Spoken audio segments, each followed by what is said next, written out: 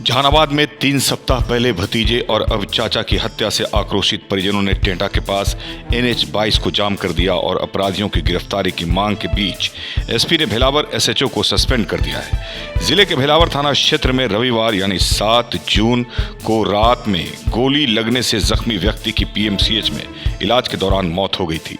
मौत की खबर मिलते ही परिजन और ग्रामीण आक्रोशित हो गए थे। लोगों ने सड़क पर शव को रखकर राष्ट्रीय राजमार्ग 22 को जाम कर दिया। निसरपुरा निवासी मुन्ना कुमार को रविवार 7 जून की रात अपराधियों ने उस समय गोली मारकर गंभीर रूप से घायल कर दिया था, जब वे टेंटा बाजार से घर लौट रहे थे। उन्हें इलाज के लिए PMCH भेजा गया, जहां इलाज के दौरान सोमवार को यानी 8 जून को उनकी मौत हो गई। परिजनों का आरोप है कि मुन्ना कुमार को लगातार जान से मारने की धमकियां मिल रही थी और इसकी सूचना कई बार भेलावर थाना को दी गई थी।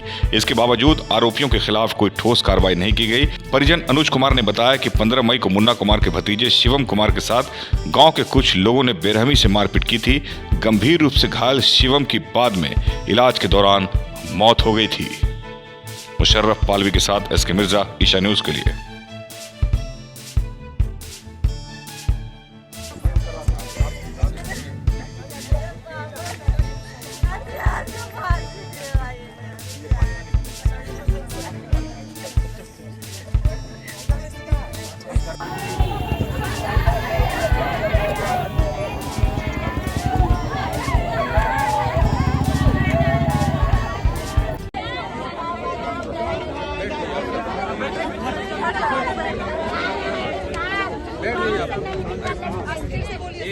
एक एक करके बोलिए। आप लोग ये बात ही सुनने के लिए आए, बताइए क्या हुआ? आपको तो मिले थे कल, जिससे नहीं मिले थे वो बता दीजिए, लेकिन जो बॉडी है उसको पोस्टमार्टम के लिए जाने दीजिए। ठीक है, हमारी टीम साफ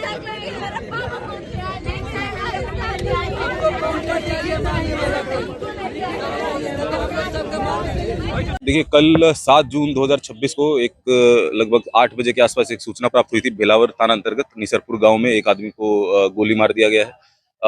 विधि सम्मत कार्रवाई करते हुए उस आदमी को पहले पहचान किया गया। उस आदमी का नाम है मुन्ना कुमार सिंह। को फिर इलाज के लिए सदर हॉस्पिटल भेजा गया, जहां से उनको रेफर कर दिया PMCH के लिए। वहां पे इलाज के क्रम में उनकी मृत्यु हो गई। लगातार इसके अंदर छापामारी की जा रही है। जिन भी लोगों का इसके अंदर नाम हम लोगों ने हमारे सामने आया है और आइडेंटिफिकेशन हम लोग कर रहे हैं, उसके ऊपर हम लोग कार्रवाई कर रहे हैं।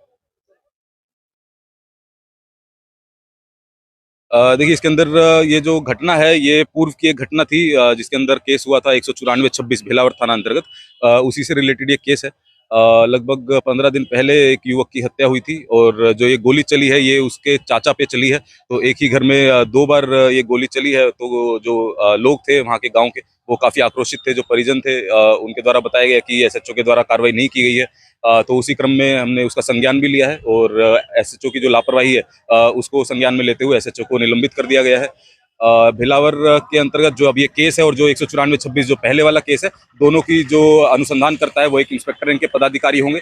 ये भी परिजनों की मांग थी। जो सीनियर ऑफिसर हैं इंस्पेक्टर रैंक के, उनको हमने इसके ऊपर टास्क पे लगाया है। कोर्ट के साथ भी हम लोग माननीय न्यायालय से वारंट हम लोगों ने प्रे किया हुआ है। आज हमें वो मिल जाएगा। यदि 2 दिन के अंदर अंदर इसके अंदर सरेंडर नहीं करते हैं तो जो भी अभियुक्त है उनकी कुर्की कार्रवाई की जाएगी। हाँ, वो गांव के ही लोग हैं। गांव के ही लोग हैं और पहले से कुछ विवाद इनका चला आ रहा था, आपसी विवाद था, जो कि 194/26 के अंदर भी वो सामने आया था। उसी विवाद के चलते जब भैंसा भैंसी दोनों पक्षों में हुआ तो दूसरे पक्ष उसके अंदर जिस आदमी ने गोली चलाया है उसी के परिजन को 194/26 में जेल भेजा गया था। तो उसी का ही बदला लेने के लिए ये गोली दोबारा से चलाया। अभी स्थिति ठीक है। यहाँ पे जाम किया गया था परिजनों के द्वारा रोड को। परिजनों से आगे बातचीत किया गया है, उनको आश्वासन दिया गया है। अभी जो है जाम वो खोल दिया गया है और जो स्थिति है सामान्य है।